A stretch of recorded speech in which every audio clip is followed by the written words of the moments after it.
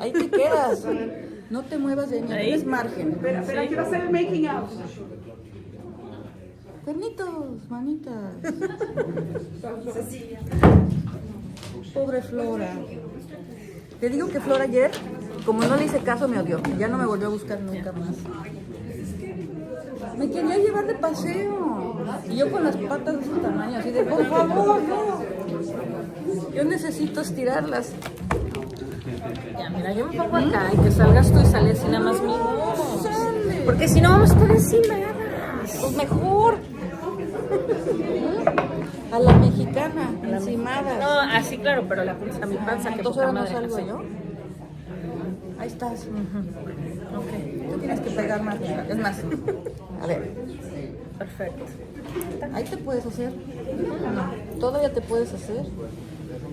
Mira, 10 centímetros más arriba. Más para allá. Ya está grabando, Ya está grabando. Pero se me olvidó peinarme, ¿verdad? No traigo gorrito. Se me olvidó. Tendríamos que regalarte tu gorra que diga Montreal. Y vámonos live a ver qué pasa. Tiene funciona. El tuyo sí. Saludos a los amigos que aparezcan. Vino la toga, aunque no lo crean. ¿Quién conoce a la toga? Tienes que explicar. Ah, ¿de verdad? Ahorita vamos Tú a sí. explicar. La toga Te viene ayudo. para que Silvia le dé un ataque. Ok, empezamos parte de la ya. diversión. Ingrid, ¿empezamos? ¿Ya? Ok, buenas tardes a todos, bienvenidos, gracias por estar aquí con nosotros hoy en el Hotel 10, en el Festival Blue Metrópolis, el programa Azul, que es una belleza y que hoy se engalana con la presencia de Cecilia Fuentes Macedo, que todos sabemos que es una mujer muy talentosa, que además es hija de 2 grandes figuras de la cultura mexicana, el escritor Carlos Fuentes, la actriz talentosísima Rita Macedo, y estamos hoy celebrando este libro que se llama Mujer en Papel, que va por su 5ª edición, que ha sido un éxito absoluto en México, que está a la venta en la librería que tenemos aquí en el hotel para que lo compren y aprovechen que Cecilia se los firme, por favor. Y es un libro fascinante de leer porque son las memorias escritas por Rita Macedo misma, que Cecilia tuvo la valentía, y ahora nos va a hablar de ese proceso, la valentía de reunir, de curar, de trabajar para darle justo la forma del libro, para que la gente que lo lea pueda comprender la historia de su madre, la relación con su padre, las verdades de su madre que ella misma escribió de su propia pluma. Entonces hoy estamos celebrando la Mujer en Papel, celebramos la memoria de Rita Macedo, celebramos la memoria de Carlos Fuentes, celebramos a Cecilia, todos juntos, y celebramos que estamos en presencia, no en virtual, ¿no? Que estamos todos juntos en esta hermosa sala en Montreal. Gracias, Ingrid, por invitarnos. Me lo pongo aquí es para tapar la papada, que es mi gran frustración. No es para promoverlo. Que ayude mamá en algo, ¿no? Y vamos a empezar. Yo tengo preparada una entrevista, pero daremos espacio a improvisación. Ay, sí, tenemos 3 cachitos que se pueden leer. Vamos a leer, lo vamos a dividir de cierta manera. Ay, sí, vinieron. Ya, tienes que enseñar. Ok, nos acompañan aquí reliquias de Aquí Carlos están, Fuentes papá y mamá de... juntos para siempre, quieran o no quieran. Pero explícale a la gente qué hay aquí. ¿Quién habita aquí? Es que una vez la cara de Ingrid ya empezó a írsele de lado. Sí, ya sé que me pueden odiar, muchas gentes lo hacen, pero ni modo, con la pena. Mi papá sabía que yo era monstróloga y me gustaban todas las cosas. Le estaba contando que mi guilty pleasure, no, ¿cómo se llama? Pleasure. Es poner videos en Facebook de cómo aprietan esos granos y salen. Bueno, eso me hace feliz. ¿Tú también? Bravo. Eso me puedo pasar horas en éxtasis. Entonces mi papá le tuvieron que arrancar una uña del pie, muy bonita, ¿verdad? Y sabía que pues solamente a mí me iba a gustar, ¿verdad? Entonces llegó en esta cajita y me la dio hace muchos, muchos años, tiene fácil 30 años aquí. Entonces cuando quiero sentirme a mi papá, me pongo mi uña. Entonces la guardé aquí, el DNA puro de Carlos Fuentes, el que lo quiera comprar, está disponible por una buena cantidad, por supuesto. Ya tampoco en Flora ya está horrorizada. ¿A quién trajimos? Bueno, ni modo. Y luego se murió mi mamá y yo me enojé mucho que estaba guardada en una caja junto a su mamá que odiaba. Entonces fui y me la robé en un calcetín, eché las cenizas, salí corriendo. La repartí por todo el mundo y me quedé con unos pedacitos. Entonces, mamá, también está aquí mamá. Entonces juntos, para siempre, ya se fregaron porque ahí van a estar muy contentos. Vinieron amigos, no se me olvidaron. Ahí me gusta venir. Y explica por favor la presencia de la toga. Ah, la toga empezó a aparecer peor y ahorita van a empezar a caer blancos. Mira, pobre señor, ya le dio el soponcio al señor, que es tu pariente. No, ay, bueno. Pues es que cuando se murió mi papá, sí soy necrófila y rara, no me vean feo, pónganse la mascarita, sí, por favor. Me lo dejaron en el jardín, sí, ya no había llegado, estaba firmando los papeles y me lo dejaron ahí en una camilla en la mitad del jardín con su sábana. Entonces, lo único que me pude robar de él es su sábana. Entonces lo llamamos ¿cómo le decimos? No es la toga. ¿Cómo le pusimos? El manto este de Cristo, ¿cómo se llama? El sudario. El sudario. Entonces el sudario viaja conmigo a todos lados y yo hago mis lives muy contenta. Hago lives los viernes en la tarde para platicar de lo que sea, leer las cartas prohibidas de mi papá, que aquí tengo una que no creo que sea prohibida. Y lo hago con mi papá cargándolo, entonces así me apoya. Y entonces quedamos que cuando se acabara la pandemia íbamos a hacer una gran fiesta, una toga party como las que hacía él en la casa de Galeana. El que haya leído el libro y no lo haya leído, pues léanlo. Él hacía unas super fiestas que duraban 3 días, donde acababan en orgía, en tragar, muy divertidas. Y muchos andaban encuerados y otros andaban en toga. Entonces yo prometí que en cuanto no haya pandemia haremos una toga party y esta será la mía, Silvia Novenas, por favor, porque me mata ahorita mismo. Esa es la introducción. Okay. Bueno, ya se imaginan para dónde va la plática de hoy. La vamos a estructurar en tres partes. La primera es hablar un poco de Cecilia a manera individual. Después, Cecilia creando este libro con las memorias de su madre. Y después ella nos va a leer algunos pedacitos, fragmentos del libro. Y después, por supuesto, abriremos el piso para preguntas que ustedes le quieran hacer a ella. Entonces, yo voy a empezar preguntándole a Cecilia algo que a lo mejor le han preguntado muchas veces, pero no es fácil en un país además como México crecer con estos apellidos. O sea, llamarte Cecilia Fuentes Macedo, que a donde vayas la gente sabe quiénes son tus papás. Y te pasa, porque yo lo sé, lo he vivido también, que la gente te felicita, que si les caen bien tus papás te tratan súper bien, pero que si no les caen bien te tratan pésimo aunque no te conozcan. Entonces, ¿cómo fue para ti crecer con esos apellidos y en qué momento te diste cuenta del peso, de su significado dentro de la sociedad mexicana? Para empezar, es que no crecí en México. Mis papás se mudaban cada año, cada 9 meses a otro país. Entonces yo vivía con una maleta. Y así soy feliz, ahorita no lo puede creer Ingrid, pero vine 4 días a 3 hoteles diferentes, porque colecciono hoteles y transportes, entonces voy con una maleta a todos lados. Desde chiquita me gusta andar con una maleta brincando de un país a otro, de un lugar a otro. Entonces, pues mis papás eran 2 señores que cada 6 meses me decían empacar y empacaba. Yo feliz de la vida. Desde los 9 meses me pusieron en un avión y me mandaron a Holanda, donde mis abuelos eran embajadores. Entonces, de los 9 meses me despidieron con una azafata que me cuidó hasta Europa. Y de ahí en adelante regresé hasta los casi 8 años. 7, 8, entonces pues no crecí en México, nos la pasábamos. Tenía yo una vida de adulto, más bien, no fui al kinder, no fui hasta que llegué a México me metieron a la escuela. Mientras era de arriba para abajo, para abajo, con todos los adultos que me veían con cara de ¿qué hace este escuincle? Pero una vez que ya llegaste a México y entraste a la escuela y eso, ya tuviste, ¿en qué momento cobraste conciencia de la francés de México? No fui, pero conozco gente que fue, después hablamos de yo eso. Yo siempre digo, si se hubieran robado el camión de la escuela que nos llevaba, tenían un súper secuestro. O sea, yo era X.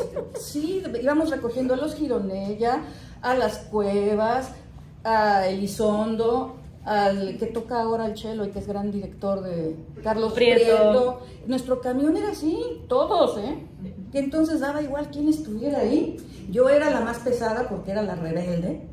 la que iba con el sándwich así, perdón, sí, aquí me meterían al bote, con el sándwich que prepararon en la casa, y no mi mamá porque nunca me preparó el desayuno ni el lunch.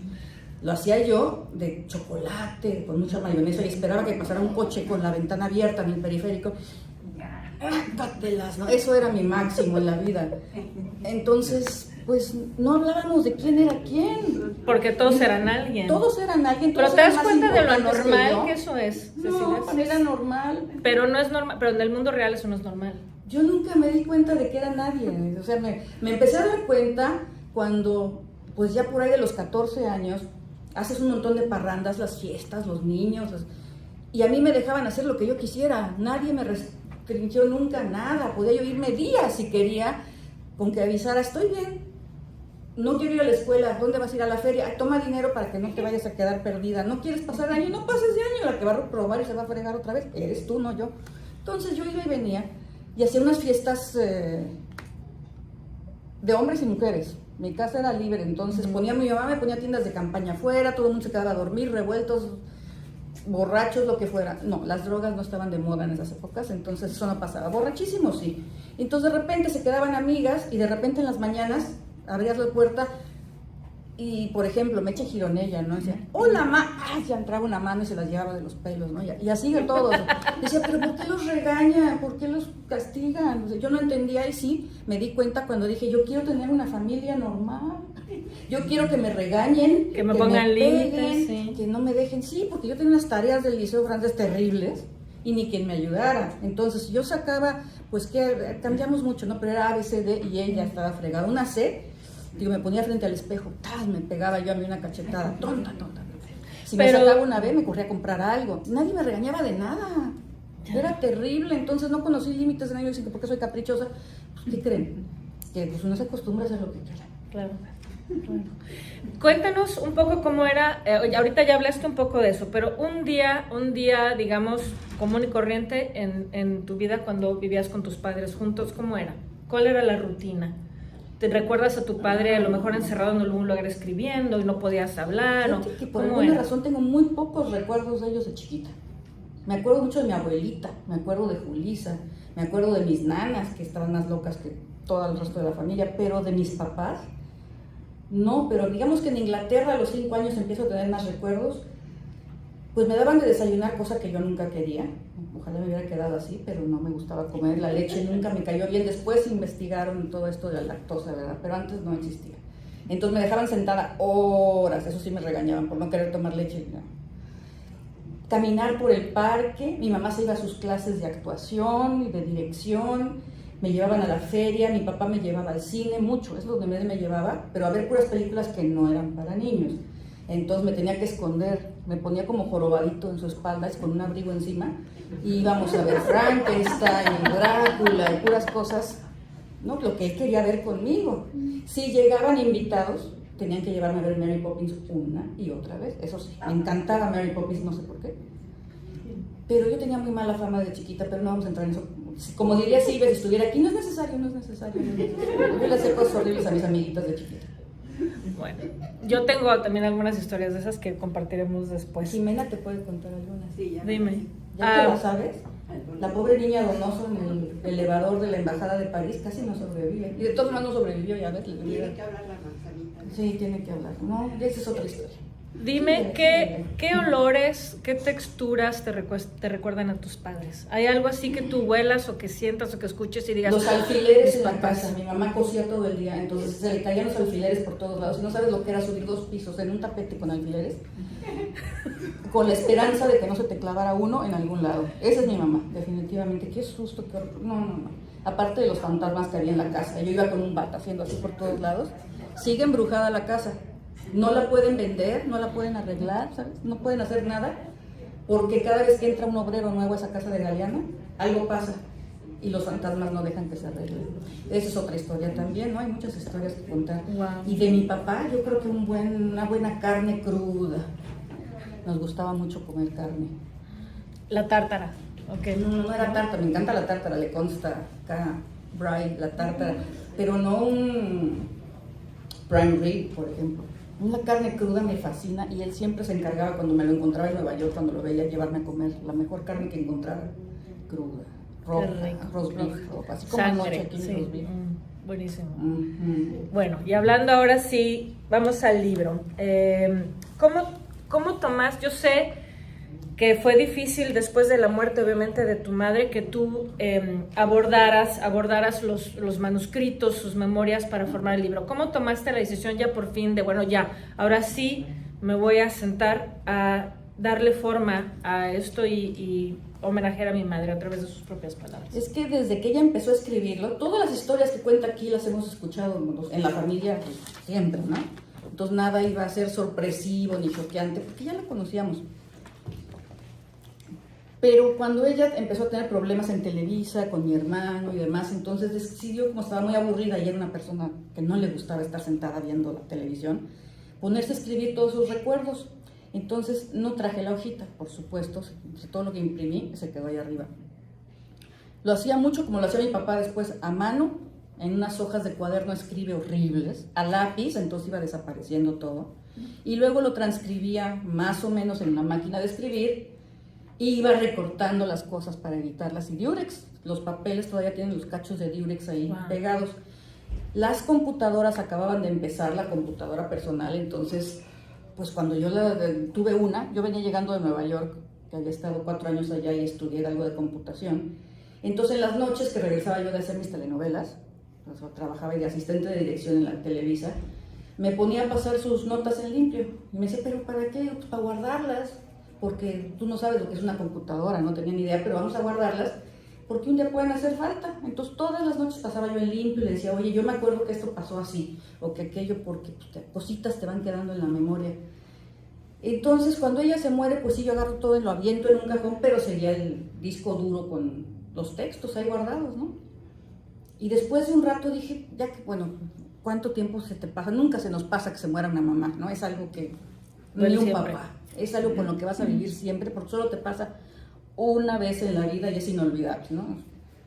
Entonces lo aventé todo y dije, bueno, en algún momento me atreveré a sacarlo y a leerlo.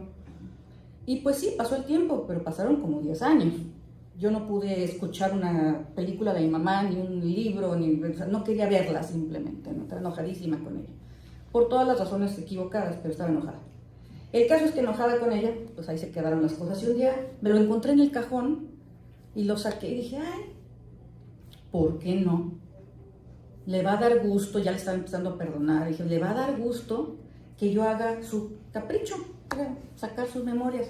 Y entonces mi hermano Luis, ¿cómo vas a poner que era prostituta? Y yo, ¿a ti qué te importa? Si a mí no me importa, ¿a ti qué? Este cobró, pues qué bueno, si no hubiera cobrado no tendríamos la casa que tenemos aquí, ¿no? ¿A ti qué más que da?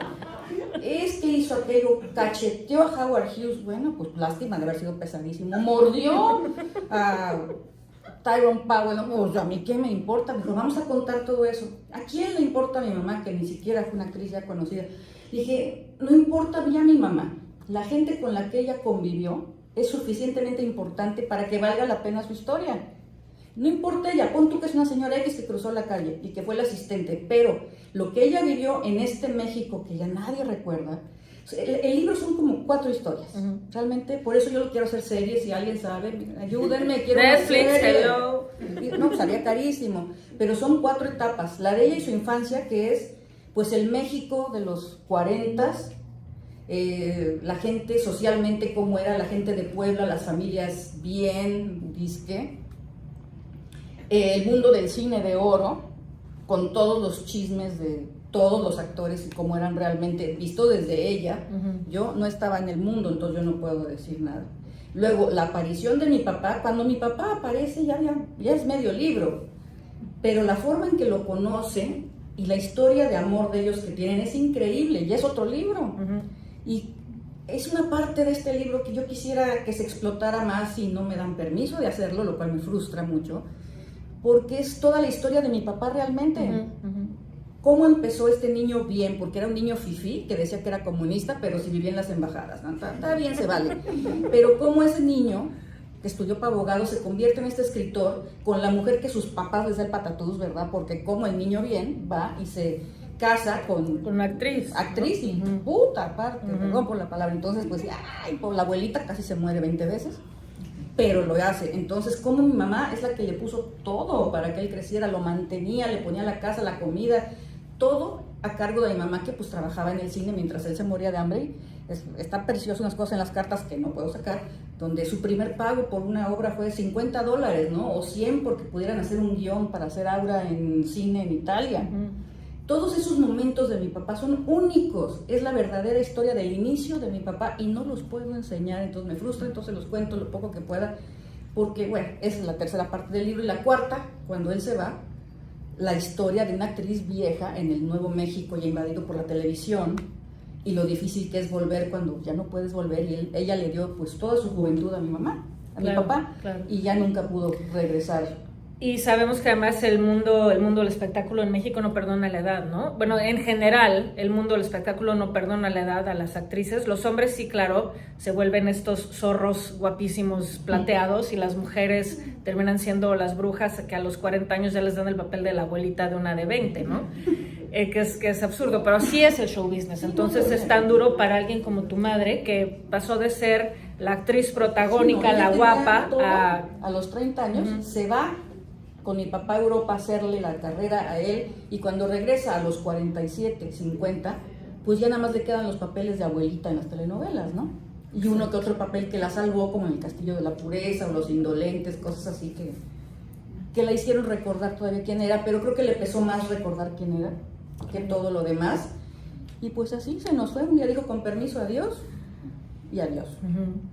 Cuéntame cómo nos estás hablando acerca de cómo ella escribía a lápiz, pero cuando estaba, por ejemplo, escribiendo eso, ¿se encerraba, escribía sola o escribía delante de ti en la sala? ¿Cómo era? ¿Tú veías escribir a tus padres o se encerraban? ¿Cómo era esa dinámica? Mi papá siempre tuvo un horario, fue muy estricto, hasta el último día de su vida, supongo que también después, pero ya no me tocó vivirlo. Desayuno de 7 a 8, leer de 8 a 8 y media y encerrarse a trabajar hasta las 2 de la tarde, y ya toda la tarde era diversión. Mi mamá trabajaba pues todo el día, yo estaba en Televisa todo el día metida haciendo mis novelas, pero cuando llegaba en la noche ya tenía 5 o 10 páginas a mano escritas. Con mi papá fue muy diferente, fue cambiando todo, pero siempre tuvo sus rincones especiales para trabajar, y lo hacía todo pues con su máquina. Si llegamos al momento de los entierros, pues si tenía un dedo hasta acá, volteado, de que todo lo escribía con un solo dedo y lo tenía allá. Ouch. Sí, no, porque aparte esas máquinas, si se acuerdan, eran pesadas las teclas, ¿no? Nunca pudo tener una PC. Entonces,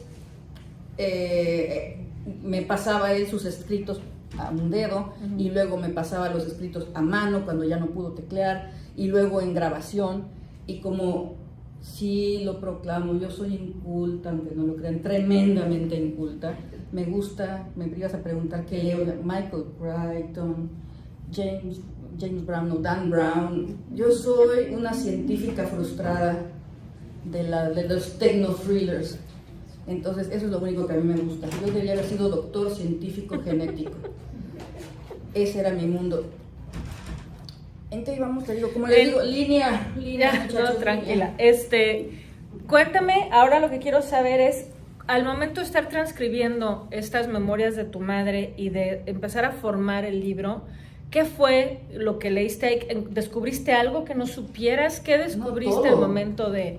Nos quedamos en la primera vez que traté de hacer el libro, y mi hermano dijo, estás como loca. La segunda vez, pasaron otros 5 años, quiero hacer el libro, y mi hermano no, mientras mi papá, o sea, su papá, el señor Don Luis de Llano Parler viva, no le podemos hacer eso. Digo, pero si se va a divertir como loco, te lo juro que no, porque la noche de bodas no pudo, después no sé qué le pasó, no, mi pobre papá no puedo. Ay, decías, pero que te juro que sí se va a divertir. Don Luis era... Perdón papá, pero es el papá que yo hubiera querido tener. Qué bruto de señor. Me encantaba y convivíamos muy rico. Entonces, bueno, ok. Se muere Don Luis. Vuelvo a intentarlo otros 5 años después. Ya lo puedo sacar. Bueno, pues inténtalo. Nadie lo quería publicar. ¿A quién le importa esa señora? Bueno, a que si a alguien le importa, no, porque la abuelita no nos va a dejar. No. Entonces, me acuerdo un pleito que tuve con la China Mendoza, porque le dije, oye, no me podrías ayudar nunca, no, la güerita. Con la Pony, Melena Poniatowska le decimos la Pony, ¿no? Oye, no, pues yo te apoyo publicitariamente, pero no porque la güerita, todos, ¿no? Entonces, pues voy con la güerita, oye, quiero sacar el libro de mi mamá, te dejo los textos como están. Me dice, ya lo leí, es bastante bueno como está, no necesitas nada más. Digo, es que tengo 300 cartas que acababa de descubrir que abajo de todos los papeles de mi mamá había así de cartas de mi papá a mi mamá que nunca había yo leído ni sabía que existían. No, pero no puedes usar las cartas, el nombre de Carlos Fuentes es mío legalmente, de la primera letra a la última, y no puedes usarlo. Entonces, al cajón otra vez, ¿no? Otros 5 años. Y ella misma me dice, ¿por qué no usas un método que además se me da porque yo soy pirata de corazón? Sí, pirateo programas de televisión, de cine, de todo. Entonces me dice, adapta. Dije, eso sí lo puedo hacer. Dice, sí, escríbelas, usa las cartas, pero ponlas como si tú estuvieras contando o tu mamá estuviera contando. Así no es literalmente lo que tu papá escribió. Entonces vamos a sacar todo el libro otra vez, ver dónde mi mamá iba a poner qué carta. Una amiga me ayudó a organizarlas por temporada. Y de repente, pues de 10 cartas, qué lástima que no pueden estar ahí por sus encuentros, como la foto que te enseñé. Ay, nos encontramos a Dalí en una cafetería, íbamos yo y el Gabo. A Dalí lo apedrearon, pero a nosotros nos agarraron a besos y salimos con 5 viejas cada uno. Eso es un cachito. En el otro está con Jean Moreau haciendo no sé qué, y así, ¿no? Entonces junté 5 o 6 cartas y las convertí en una. Y mi mamá cuenta, me llegó una carta en tal fecha que abarca 6 meses.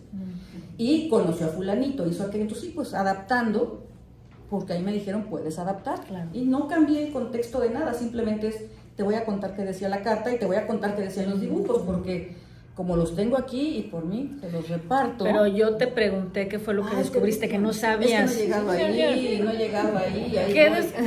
Empiezo con esos dibujos que por mí véanlos y que no me dejan usar, y empiezo a leer las cartas a fondo. Y a medida que voy leyendo las cartas me doy cuenta que no conocía yo a mi papá ni a mi mamá. Entonces acabó siendo una verdadera terapia leer cosas. Yo crecí pensando que mi papá era el monstruo más horrible, que no quería saber nada de mí, que me había tirado, como me decía mi mamá, que se fue por unos cigarros y no volvió nunca. Y que mi mamá era la persona más sincera de este mundo, que nunca mentía y todo lo que me decía era palabra de Dios verdaderamente, porque tenemos una relación. Tengo que meter aquí el cachito, que cuando mi papá se va, mi mamá decide que yo tengo que ser el hombre de la casa. Entonces yo me tengo que encargar de ella y de la casa como... Entonces, chingas, pues de repente a los 8 años ya tengo demasiadas responsabilidades y no sé cómo. Bueno, su educación fue un poco peculiar. Pero cuando leo cartas, y tengo aquí 2 pedacitos, me demuestran quién era él realmente y quién era ella. Él peleó por ella hasta el final. Si tronó esa relación, es porque mi mamá decidió que ya había acabado de estar ahí, porque toda la libertad que le daba ya se había cansado. Nunca lo voy a saber, hay muchas cosas de mi mamá que nunca voy a saber, pero descubrí que mi papá sí luchó por mí y por ella, que trató de que todo saliera bien y no se pudo, y que a mí me escribía unas cosas muy bonitas que nunca leí, porque mi mamá me escondía las cartas, y yo cómo iba a adivinar, ¿verdad? Claro. Entonces creces con un concepto y todo eso lo lees ya que se murió el señor y la señora, y pues ya ni cómo arreglarlo. Entonces tratas de ponerlo ahí, pues sí, pues es como para continuar con la historia, pero ya ni modo. Claro. Ahora sí que ya ni modo, ni para dónde. Agüita, claro. Agüita, toma. Sí. Tú tuviste una relación muy, bueno, como dijiste, muy cercana, pero también conflictiva con tu mamá.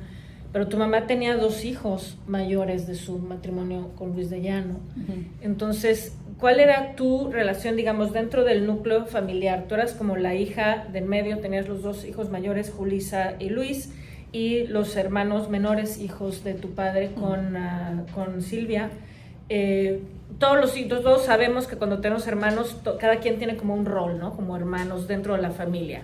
Alguien es el que apacigua, alguien es... Me imagino que tú eras la rebelde, pero dinos, ¿cuál era dentro de este grupo familiar, cuál era el papel tuyo? ¿Qué papel jugabas tú? Yo fui la consentida, todo para mí. Fui muy feliz de no tener hermanos, porque ¿cómo iba yo a compartir nada?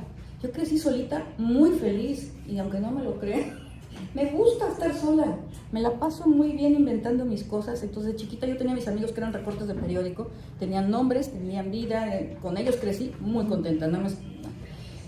Mis papás me consentían en todo. Para mi papá era yo su juguetito, para mi mamá era la hija que sí quiso, porque a Luisa Julissa no los pidió. Ella vivió encerrada en un internado hasta que su mamá le dijo, sales de aquí para casarte, y si te casas, te saco del internado, y si no, ahí te quedas encerrada. Y mi mamá dijo, pero el primero que pase, vámonos de aquí.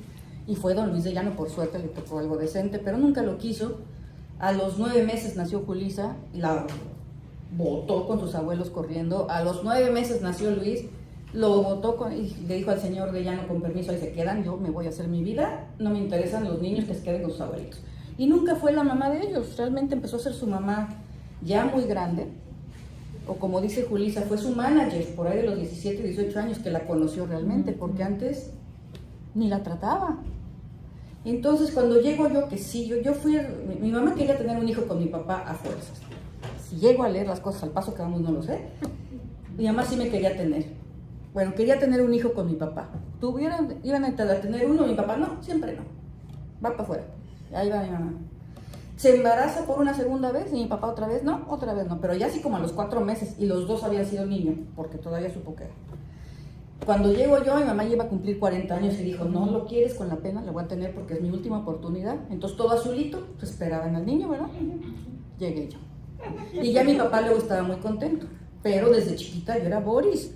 Yo creo que me iban a poner Borishenko. No, por suerte no fue así. Pero sí, esperaban niño, entonces fui un niño toda mi vida, aunque no lo crean, sí. Y como te digo, me bañaban con los García Márquez, y yo quiero uno de esos que tienen las piernitas. Ya que crecerá, y me quedé esperando, me di cuenta a los 15 o 16 años que no me iba a pasar, y me deprimí para siempre. Esa es mi historia con mis papás. El rol con Sí. con tus papás y con los hermanos. Yo Los hermanos los traté muy poco. Los Vivían más chicos. fuera, casi no estaban nunca en la casa. Cuando venían a México no venían. No los conocí realmente. ¿Crees, por ejemplo, que tu madre en esta lucha por conservar su individualidad, su libertad, fue una mujer adelantada a su tiempo? Porque antes a las madres se les exigía siempre la devoción y ser una madre que sacrificara todo por sus hijos, era como el estándar y lo que se esperaba, ¿no? Y ahora se empieza a hablar ya de ese lado de la maternidad que de todas maneras sigue teniendo mucho como prejuicio de decir, bueno, la maternidad no siempre es un proceso grato necesariamente, ¿no? No siempre está uno 100% feliz de haber tenido hijos, y hay que sacrificar mucho, y a la mujer se le exige sacrificar tanto, y el papá cambia un pañal y ya casi sale, ¡yay! El señor cambió un pañal, ¿no? ¿Tú crees que en ese sentido tu madre era una mujer adelantada a su tiempo? Pues por lo visto sí, nunca lo había pensado. Pero después de que todo el mundo me ha dicho, era muy adelantada, no solamente por ser madre y decir con permiso, pero yo no pedí esto ni lo deseé. Fue un accidente, ya me quedé, ¿verdad? Pero nunca fue madre para mis hermanos. Conmigo sí, porque adoraba a mi papá de una forma que digo, todo lo dejó por él. Pero nunca fue ni una abuelita, ni una mamá, no tenía eso en ella, entonces. Yo estoy convencida de que el instinto maternal no existe, o sea, que no es algo que se tiene de manera inmediata. No necesariamente. Mira, sé que Julissa adora a sus hijos, y conozco, Silvia adora a sus hijos. Mi papá, yo creo que sí me deseó ya que nací, antes no, pero ya que nací sí le parecía yo una cosita chistosa de subir y bajar. Pero mi mamá nunca tuvo ese instinto, nunca me dieron teta.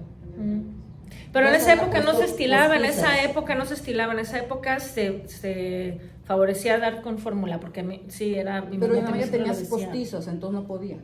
Pero aunque hubiera podido, le hubieran dicho que no, que era mejor la fórmula, así era lo que se decía en esa época. Y mucha gente me ha dicho que empezaba la fórmula, porque no me dieron, entonces me falta algo muy importante. Yo creo que a todos los de esa generación nos faltó, Por eso terminamos como terminamos. No, estaba muy loca mi mamá. Cuando vio que estaba yo bien gordita y cuadrada, porque siempre he tenido cuerpo de boilercito, me dijo, mira, a las actrices de Hollywood con un martillito les rompen los pómulos para hacerlas, si quieres. No, mamá, si estoy bien, déjame hacer cachetona, ni modo. Bueno, también les quitan una costillita para hacer cintura. No, mamá, si estoy bien. Si hubiera sido por ella, me hubiera operado todo desde que nací. pero por suerte. Pero eran también los estándares, bueno, en muchos lugares siguen siendo, pero eran los estándares de belleza. Y todavía más bueno, tú trabajaste muchos en Televisa, tú sabes lo que eso es. Tienes que ser talla cero, no puedes comer nada más que una lechuga, y si tienes tantita grasa ya te ponen el papel de la gorda para siempre, horrible, o sea, y te marcan, o sea, ¿no? Ahí está, si nos está viendo Angélica Vale, ella sabe, ella lo sufrió, ¿no? O sea, pero otras no felices, mira, no sé si conociste a Nora Salinas, una actriz de allá. Claro que sí la conozco. Mi hermano no abusó de ella, no. Fue el primero que le dio trabajo a una novela. Lo único que le pidió es que se operara las orejas porque las tenía muy grandes. Y él le pagó la operación. Y sí, o sea, sí, ese tipo de cosas, sí, es en lo que se vendían y en lo que se dejaban. Sí. Pero bueno, yo las orejas, nada más. Me decían que me hiciera liposucción de la barbilla. Ay, vamos. Sí, así. Vamos, ¿no? La papada. La papada sí es horrible porque un día llega y no se vuelve a ir. Bueno, hay gente así también. ¿Cuántos años tienes tú? Tú eres más chica que yo. Tengo... No se vale decir en público aquí y luego en Facebook Live, no, yo no digo nada. Bueno. Tengo 29 para siempre. Hace 10 años empezó a salir y nunca más se ha ido. Y anoche me puse mi cosita así todo de... No importa, es parte de ¿cómo se dice? Cuando uno va creciendo y haciéndose mayor. Eso es siempre eso mucho mejor que la alternativa, ¿no? La alternativa es ya no seguir aquí. No, mejor con papá. Yo estoy a favor de la alternativa. No, cállate. ¿Por qué? ¿Por qué? ¿Y nos perdemos de esto? Ay, no, otro ratito, pero no te perdiste ese live que hice donde quedé muy frustrada porque yo siempre dije, yo sí estoy a favor de la muerte asistida. Tú no, pero nacer, por lo menos que te den la oportunidad de morirte cuando te dé la gana, por enfermedad o por hartez, porque uno se harta. Entonces yo siempre dije, tengo planeado venirme a Canadá. Canadá es mi lugar favorito del mundo. Yo estoy desesperada por venirme a vivir a Canadá, pero del otro lado. Sí, traidora, a ella le gusta British Columbia. Sí, yo quiero, en Squamish. Yo quiero tener una pequeña cabaña en Squamish, con internet, por supuesto, y quedarme allá. Si alguien sabe cómo, capaz que en Halifax. No es del otro lado. Pero decía yo, me consigo un lugarcito donde irme. En invierno dejo la ventana abierta, un chico de pastillas, ¿verdad? La ventana abierta y me quedo congelada. Y en eso me llega justamente, pues sí, ya congelada, pues se acabó. Pero me entero por alguna cosa, porque me pasan esas cosas, te digo que a mí me pasan cosas muy raras, me aparece en Facebook en ese momento la gente que ha sobrevivido a los congelamientos. Después de 3 días bajo la nieve, lo rescataron. El otro, después de 8 días en un lago helado, lo revivieron. Lo peor fue cuando llegué a uno que pasó 23 días muerto congelado. Dije, no, ¿cómo voy a hacer 23 días sin que me descubran? Pues no. Entonces me deprimí muchísimo porque mis planes se vinieron abajo. Pero eso ya lo sabemos desde Han Solo. O sea, yo los congelados. Yo no soy fan de Star Wars. Vamos ahora. Todo chueco. La última pregunta que te voy a hacer del libro, porque quiero que pasemos a que nos leas estos fragmentos. Para que todo el mundo se enamore del libro y salgan corriendo a comprarlo, porque lo venden en la librería de allá, les dije, ¿no? Tienen que correr para que se los firmen. Véndanlo para que la Debbie pague. Amiga, no paga Debbie. Para mí fue una experiencia muy interesante leer el libro, porque además creo que aprendí mucho de la historia de México. Tú insertaste ahí párrafos donde dice, esta es la época en la que estaba el presidente fulano y se acababa de tomar cierta medida política y estaba tal cosa de moda y los Beatles habían sacado tal canción, o sea, pones ahí una estructura, digamos, histórica muy clara para que los lectores, especialmente los lectores que a lo mejor no tienen ese conocimiento histórico, puedan ubicar en qué momento estaba sucediendo todo eso. ¿Eso fue idea tuya? ¿Fue sugerencia editorial? ¿Cómo hiciste eso? No, la única sugerencia editorial que yo tuve fue quita todas las fotos. Y dije, no, primero no hay libro, pero las fotos no se van a ningún lado. Si me quitaron así el 70% de las fotos, por supuesto yo tenía ilustrado todo como estampitas, ¿no? Pero no. Mi mamá escribió las anécdotas, En la primera versión que lo terminé, quise agregar de las anécdotas, no más anécdotas, pero cositas como lo de Pardavé que enterraron vivo, nos lo contaba mucho, ella no lo puso, pero nos lo contaba tan seguido que lo puse a incluir porque dije, pues si ella me lo decía, vamos a suponer, no que haya pasado, no me consta, pero que sí lo platicaba, simplemente ya no le dio tiempo de ponerlo. Vamos a agregar, decía por ejemplo, mi amiga Ariadne Welter llegó de no sé qué. Entonces, el internet cambió mucho en 20 años. O sea, ella había escrito algo que no había cómo confirmar ni checar, pero a la hora que pasan pues primeros 10 años y te pones a investigar quién era la Welter, quién era Brian Foy, quién era el Indio Fernández, lo que sea, empiezas a encontrar, estuvo casado con fulanita o fulanito que fue la primera Jane de Tarzán. Ah, mira, pues vamos a incluirlo. Y lo dejó la esposa por otra mujer y el pobre productor de cine se deprimió. Y todos esos pequeños detalles extras del personaje, mi mamá no contó ninguno de esos, sí lo saqué todo de internet. Entonces, de repente, no era solamente fulanito, me llevó a un hotel. Era fulanito que fue el primer delegado de la ANDA en México, cosas que nadie sabía. Igual que de las obras de teatro, porque mi mamá resultó ser la primera productora mexicana que fue a Nueva York y compró las obras y las puso, no Manolo Fábregas, no fue ella con Ernesto Alonso que hicieron el teatro musical y de Broadway en México. Entonces sí, una señora adelantada en muchas cosas. Entonces fue completarle cosas que ni ella se acordaba y que yo nunca supe. Después de esa primera versión dije, pues empezaron a morir todas las gentes de la edad, que dije, ya no va a haber quién lea este libro porque ya se nos murieron todos. Solo quedan los hijos de ella, ¿a quién le va a importar leer la vida de él? Entonces me puse a buscar qué pasaba en el mundo en esas épocas. Entonces va la tercera versión del libro. En el año en el que salió tal libro, o cuando tal persona hizo tal película, pero para ubicar a la gente en la época mundial en la que estamos, para que entiendan que aquí pasan 70 años en este libro, y empiezas con el cine mudo y terminas ya con la computadora, todo lo que da. Y finalmente lo otro fueron con las fotos que no había derechos, pues tratar de meterlas y unificar todo, porque mi mamá escribía pues muy básico. Yo nunca he sido escritora, en el liceo francés siempre me reprobaron por escribir mal, no podía hacer nada, querían, mira, no sé los que conozcan el liceo francés, pero en prepa te dividen en 3 secciones, ¿no? Puedes irte a estudiar filosofía y letras, B para la economía, C para las matemáticas, no me acuerdo, D es economía, algo así, y la T, técnica. Yo quería ir a la T, yo quería hacer tornillos, yo quería ir a la C a hacer matemáticas, pero era muy mala. Y en lugar de que te enseñen, decir, a ver, este verano te vamos a poner puras clases de matemáticas para ponerte al tanto. No, te tienes que ir a la sección A a estudiar literatura. ¿Pero por qué? Pues porque tu papá es Carlos Fuentes, pero yo no quiero saber nada, no me interesa. Un año con Madame Bovary, no, la alucino, qué bueno que se muera todas las veces que quiera. No, y lento y con dolor. Un año leyendo cada párrafo y analizándolo a fondo. Era, por favor, sáquenme de aquí. Entonces yo era buena en gimnasia, dibujo, inglés y español. Todo lo demás me iba muy mal. Ay, bueno, en fin.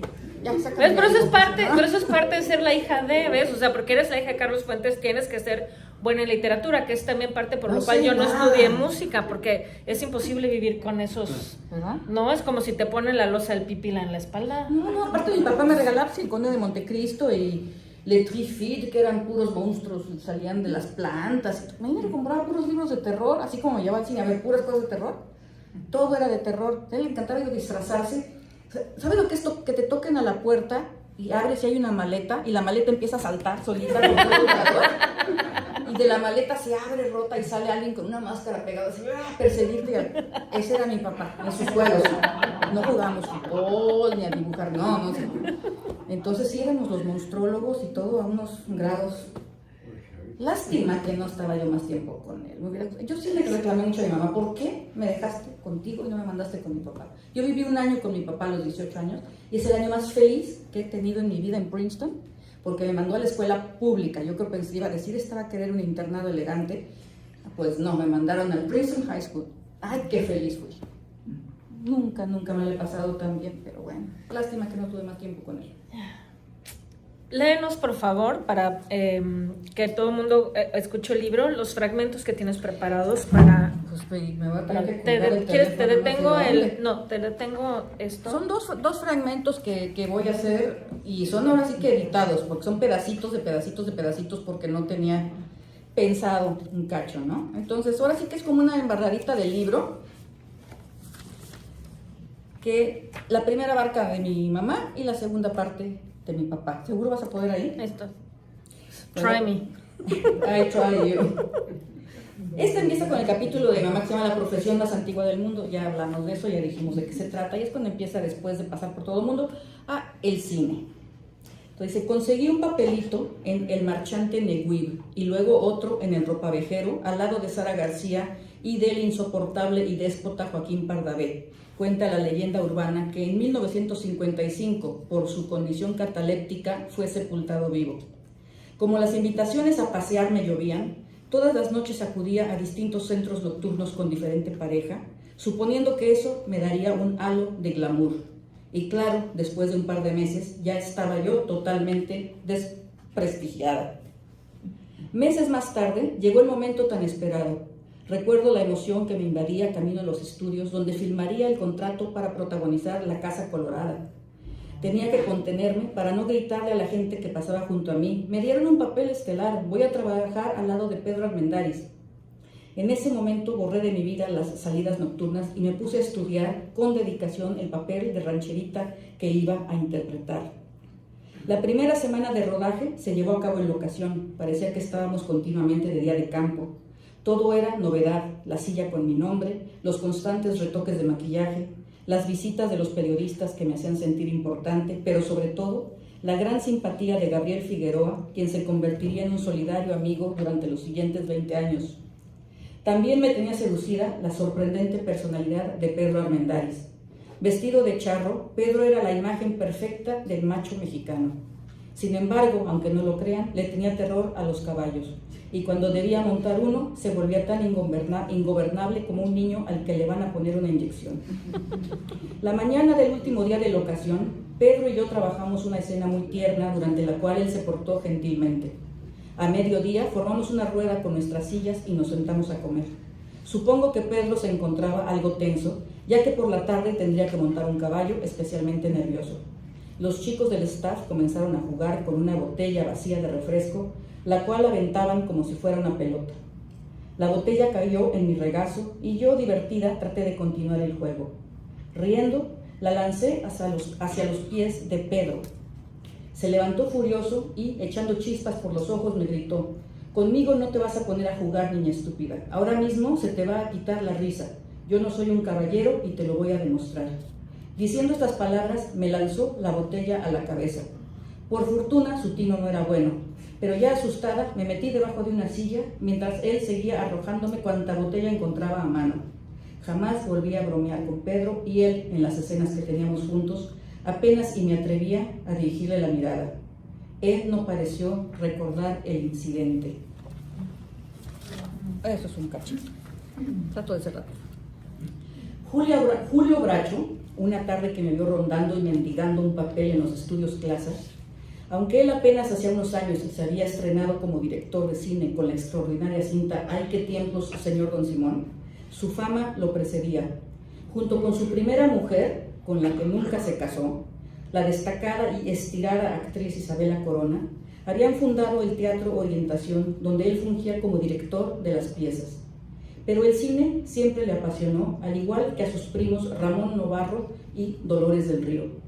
Frecuentemente visitaba los sets diseñados por su hermano Jesús Bracho, donde filmaban Isabela o su hermana Guadalupe, conocida como Andrea Palma.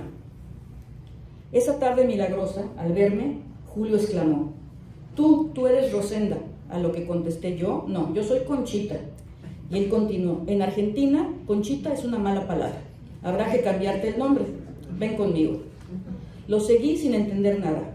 Entramos a la oficina del gerente de Clasa Film Mundiales, Salvador Elizondo Pani, padre de un futuro amigo muy cercano, el autor y crítico literario Salvador Elizondo.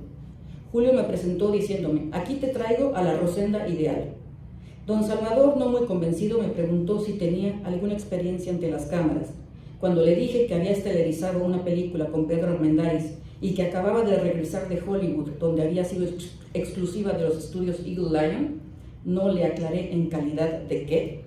El hombre se tranquilizó de inmediato y me extendió un contrato para estelarizar 3 películas.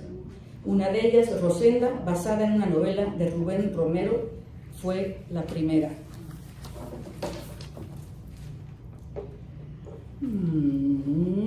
En aquellas épocas, todas las actrices deseábamos trabajar con Emilio el Indio Fernández. Era el director que había dado a conocer el cine mexicano en Europa y lo rodeaba un aura de prestigio casi sobrenatural. El indio era hijo de padre español y madre indígena, y a los 12 años había abandonado los estudios para unirse a la Revolución Mexicana. Fue capturado y encarcelado 3 años hasta que logró huir a los Estados Unidos, donde consiguió trabajo en Hollywood. Había regresado a México para seguir su carrera de actor, pero se inclinó más por la dirección. Su primera película, como tal, Flor Silvestre, del 43, estelarizada por Dolores del Río y Pedro Armendáriz, lo había llevado a la fama, pero su obra maestra había sido la cinta María Candelaria. Como filmábamos gran parte de la película a los pies del Popocatépetl, nos alojamos en un hotel de los alrededores. El indio siempre estaba rodeado de varias mujeres. Unas echaban tortillas, otras cocinaban y lavaban su ropa. Lo atendían caminando de puntitas y dando la impresión de que él era un noble cacique. Los hombres tenían estrictamente prohibido dirigirles la palabra. El indio quiso incluirme en su harén, pero pronto se dio cuenta de que yo era muy arisca o muy pretenciosa y me dejó en paz. Nunca entendí cómo podía darle servicio a todas esas esclavas que de noche entraban y salían incesantemente de su habitación. Solo recuerdo que el sonido de la guitarra se escuchaba toda la noche mientras resonaban las risas sofocadas de ellas y los gritos de él insultando a sus siervos porque no le llevaban más tequila de inmediato. A mí no me dejaban dormir. Y esa es la parte del cine. Si puedo llegar a la de mi papá. Llega. Si no quieren. Estamos bien, no. tenemos todavía como 15 minutos más, ¿no? Sí. 15 minutos, me apuro. Porque también quiero que tengamos chance de preguntas. En 1956, ya pasamos aquí como 30 años de volada. Era 1956. En México se inauguraba el edificio más alto de la ciudad, la Torre Latinoamericana. Y María Félix se había vuelto a casar, ahora con Agustín Lara. Aretha Franklin se lanzaba exitosamente como cantante, pero Elvis Presley era el ídolo del momento. A mí no me interesaba mucho ese rock and roll que ahora se escuchaba por doquier. Estaba obsesionada con adquirir los derechos teatrales de Requiem para una monja, y al parecer esa tarea no resultaría fácil. El libro de William Faulkner había sido adaptado en Francia por Albert Camus. Cuando escribí a la agencia de Nueva York que representaba a la sucesión de Faulkner, me contestaron que había desavenencias entre la sucesión y Camus y que por lo tanto no podía contar con la obra. Desolada le expuse el problema a Ernesto Alonso. Él pensó que la única solución ante el dilema era portarse a la mexicana. Me puse en contacto con la agencia parisina, pagué el anticipo por la versión de Camus y recibí el libreto adaptado por el escritor francés. La puesta en escena de la obra resultó muy complicada y el estreno accidentado. En un oscuro caí al escenario y fui a dar sobre el regazo de un espectador, y empujándome por las asentaderas me ayudó a subir de vuelta al escenario. Una noche de función, Ernesto se me acercó durante el intermedio para dejarme saber que entre el público estaba mi amiga Maca, no sé los que conozcan a Maca Strauss, papá de Enrique Strauss y de el otro chamaco Strauss, bueno.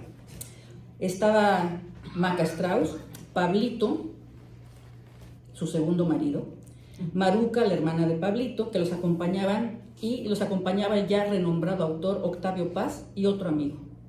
Como cada noche al terminar la función, me cambié y salí de mi camerino para irme a casa. Al dirigirme por un pasillo de desahogo, un joven levantó la cortina que cubría una de las entrepiernas. Al verme, el muchacho me tendió la mano al mismo tiempo que sonriendo me decía, «¡Felicidades!». En ese instante quedé petrificada, fulminada, loca de amor por él. Salí de mi estupor cuando nos alcanzaron Paz y mis amigas para invitarme a cenar con ellos. Durante la cena, yo traté de mostrar que era una mujer viajada, mundana e informada.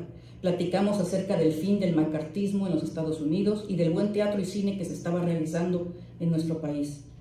Como había escuchado decir que la obra Las criadas de Jean Genet me iría muy bien, mencioné mi intención de producirla. Mis planes rápidamente fueron apoyados tanto por Octavio como por el muchacho que se había apoderado de mi voluntad.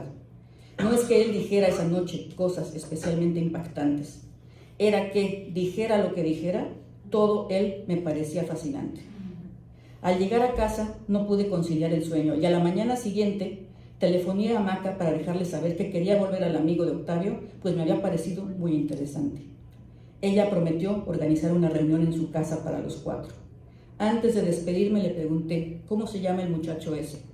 Carlos Fuentes me respondió. Y de ahí...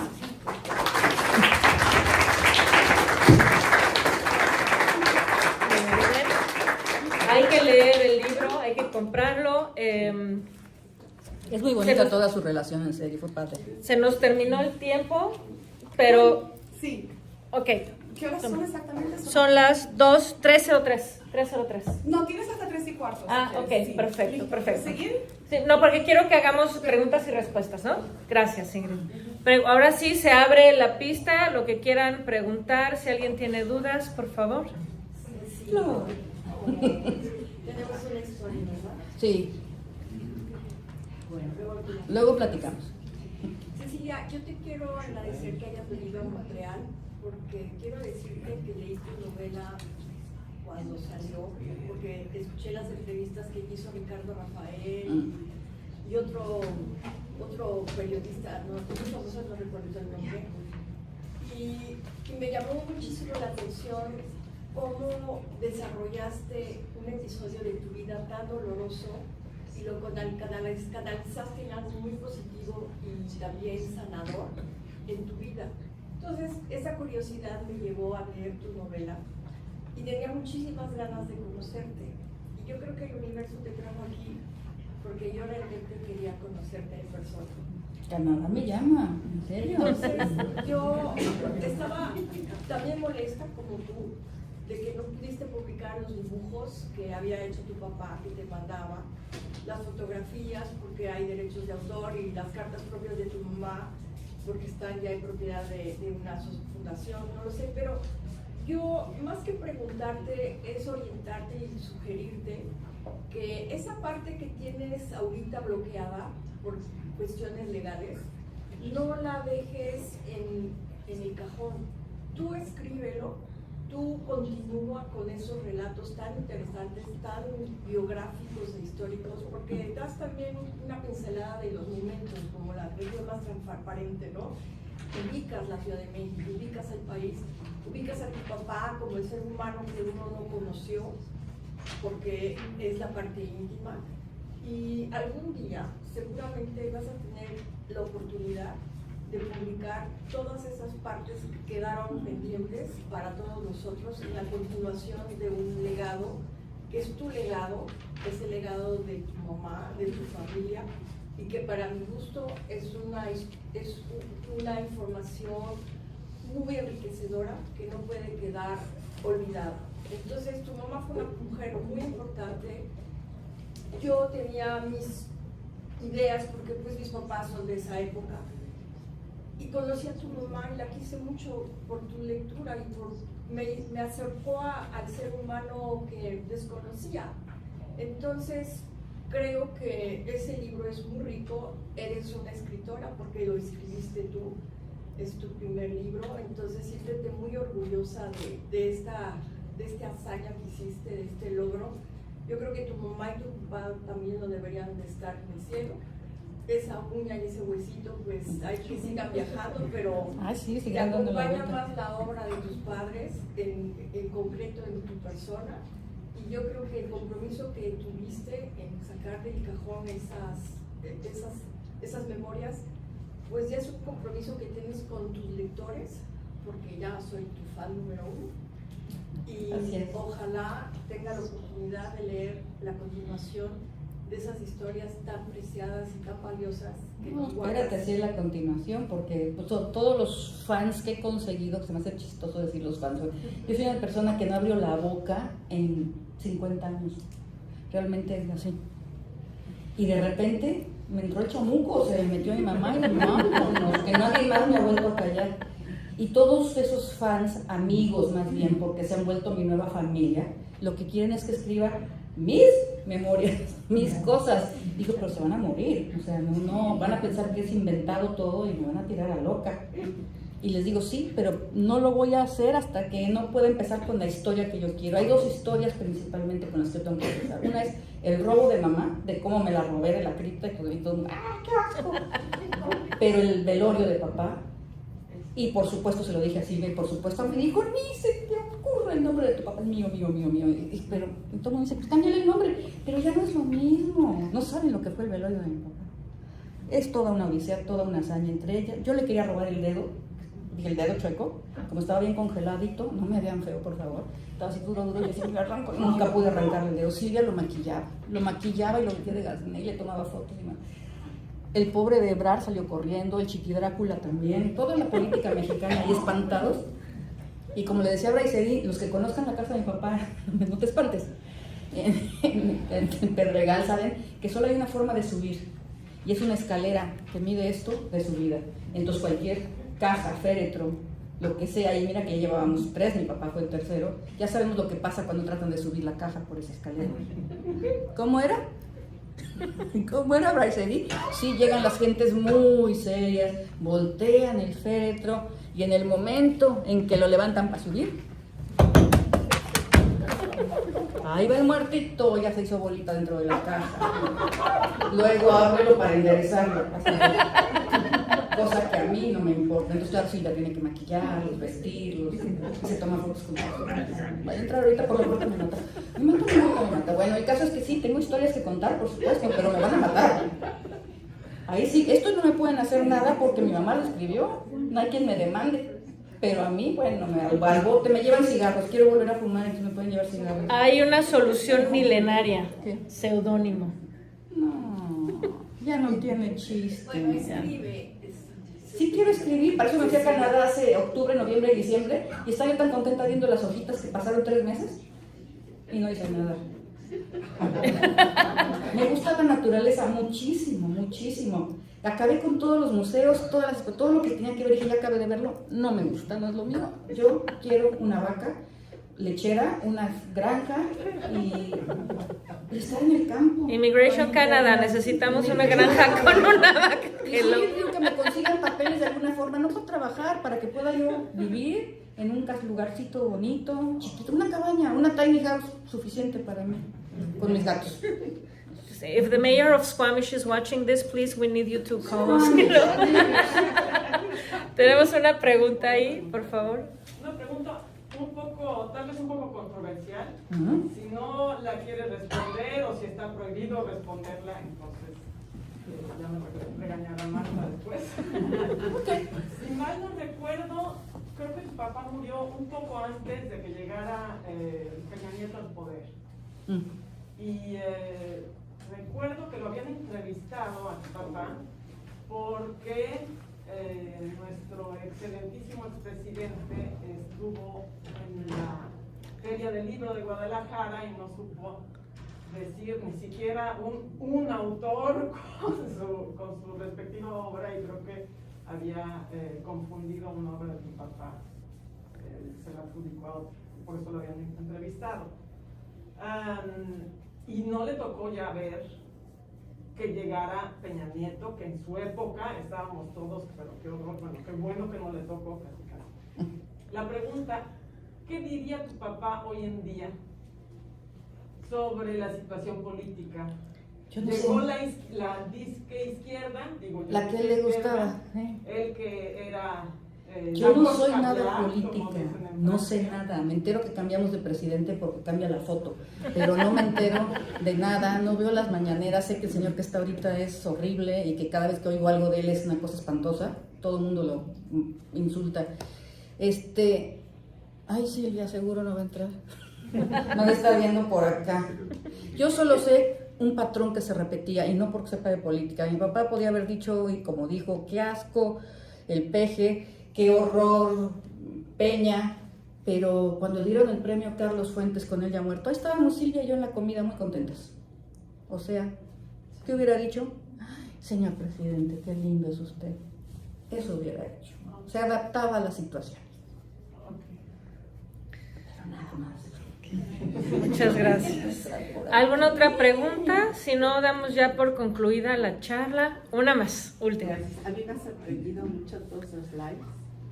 ¿Tú eres de los likes? Todos. Ay, pobre de ti, no vayas a ser la señora Yo soy la Dildo. burlona, no. No es que tenemos a la señora Dildo. Yo sé, ya sé, esa pobre mujer también la debo tener en ascuas. He tenido dildos, por supuesto, pero hay unas cosas que llegan y son así, entonces las convierto en escultura. Entonces las convierto en muñequitos como inuits y esas cosas, y los regalo. Entonces hacemos, ¿verdad?, ¿cómo se llama? Subastas. Y la Panther ya se ganó el dildo de Panther, otro ya se ganó a Big Blue porque era tan big, tan blue que no, eso era. Y entonces hay una fascinada con esas cosas y le pusimos la dildo, así. Les vamos poniendo apodos a las mujeres que van llegando ahí, que obviamente son las que se divierten, y le dicen a sus maridos que van a la terapia o a su clase de no sé qué.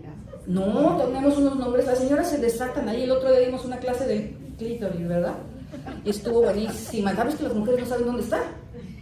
Entonces hice una maqueta de peluche de este tamaño, bien bonita, y les fui diciendo dónde quedaba cada parte. ¿Se divirtieron? No, pero ¿sabes qué me sorprende? Que hay gente joven que te pregunta cosas de tu mamá que no fue su época. No, sí me sorprende muchísimo. Preguntan mucho y mucho joven. Qué bueno. Resulta que son fans del cine mexicano. Y La Llorona, yo estaba en la panza de mi mamá en La Llorona. Entonces siempre piensen cuando vean La Llorona que ahí estaba yo, ya lista para salir a... Se divertiría mi mamá conmigo ahorita. ¿Cómo no? Nos divertimos todos y te agradecemos muchísimo tu presencia hoy. Te agradecemos este libro, te agradecemos tu honestidad, tu sinceridad, tu fortaleza. Gracias.